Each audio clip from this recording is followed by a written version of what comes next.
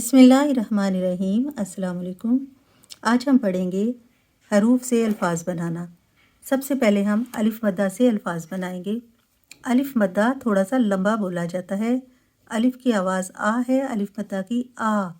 तो इस तरह हम बोलेंगे अलिफ मद्दा मीम आम, अलिफ मद्दा गाफ आग, और अलिफ मद्दा से आँख भी बनता है। अलिफ मद्दा मीम आम, अलिफ मद्दा गाफ आग और अलिफ मद्दा से आँख।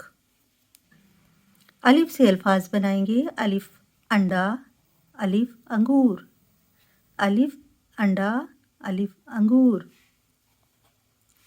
बे बिल्ली, बे बल्ला, बे की छोटी शक्ल, बे की आवाज़ बा, बा बिल्ली, बा बल्ला। पे के अल्फाज हैं। पे की छोटी शक्ल पा पाँव, पा प्याला, पे से पाँव, पे से प्याला। ते के अल्फाज। ते की आवाज़ है ता, ते की छोटी शक्ल इस तरह है। ता से ताला, ता से तरबूज, ते ताला, ते तरबूज। टे के अल्फाज पढ़ते हैं।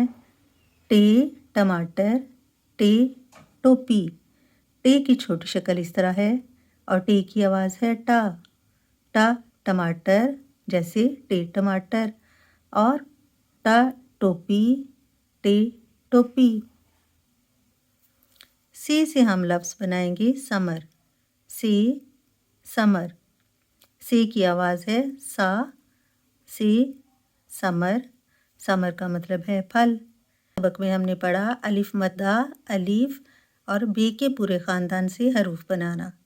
कल हम पढ़ेंगे जीम के ख़ानदान के हरूफ बनाना।